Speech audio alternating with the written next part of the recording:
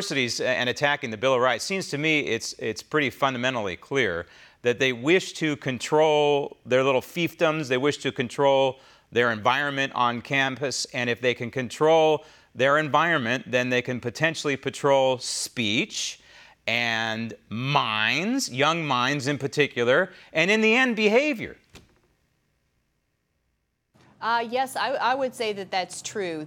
I work primarily with sexual misconduct cases, and anything now is sexual misconduct, whether it's a dirty joke or an actual rape, and they all kind of fall into the same category.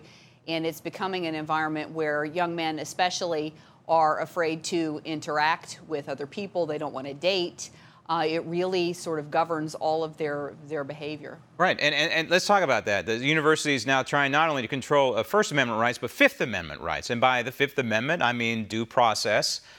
They're trying to totally control this process and railroading these young men in particular that you're referencing there, again, to retain control over their environment and ultimately control and possibly alter forever their behavior. Yes, that's true. Once an accused student begins the sort of Title IX vortex or Twilight Zone kind of process, the investigation processes used are trauma-informed or victim-centered, which presumes that there actually is a victim in existence from the outset. They're students, remember, they're kids. They're herded through the process. They're not allowed to necessarily ask questions or to review the evidence against them.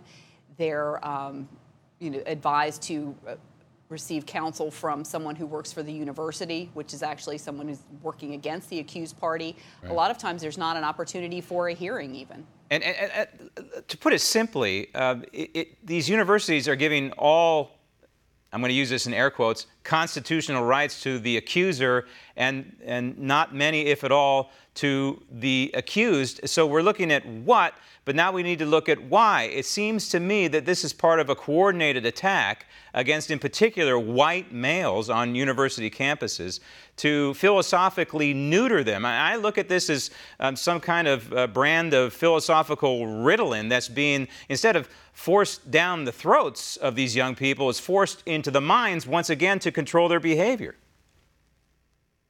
I would agree with that. There are also a lot of black athletes that are accused and kind of rushed through this same process. But it is an environment where masculinity actually hurts you, whether it's somebody who's macho or whether somebody who even might hold the door for another person. That's not considered polite or chivalrous anymore. That's considered condescending and sexist. So it's not a necessarily polite world anymore. It's kind of it's hateful. The young men are treated with disdain and hate. Speaking of door, it seems to me that 8 years of the Obama administration seemed to open the door for the universities to foist this on these young people and attack males on campus for the purpose of what Barack Obama's larger social order was, and that's to essentially beat down a certain sector of society, in his mind, to kind of equalize each sector of society. Do you look at it that way? I look at it as there was a maybe too far in one direction where women were not afforded necessarily the same opportunities as men. It's swinging the other way with a vengeance. Right. And now it's become men are scapegoats for everything. Where they're pretty much on the defense all the time. I have a son who's college age, and I was actually afraid for him to start college because I wasn't sure how he would be treated. Well, if you don't intervene as a parent, what's going to happen here, and the other parents don't intervene, is we're going to end up raising a generation of males that are going to be timid and testosterone-less and not be using their God-given abilities to their fullest. That's going to be the net result. Well, and I see that with my students, once they have been accused and sort of herded through this process, they question themselves. They question every judgment they've ever made. They don't trust anybody around them.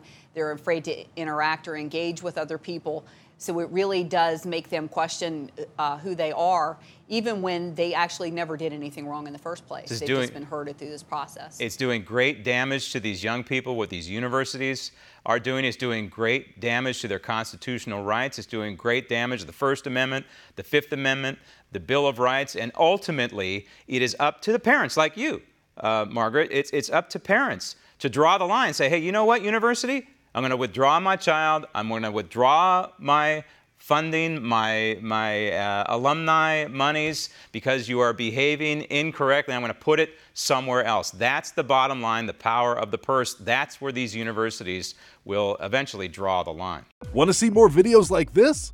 Click on the link below and subscribe to One American News on YouTube. And call your cable provider and kindly demand that One American News is added to your lineup. Call and subscribe today.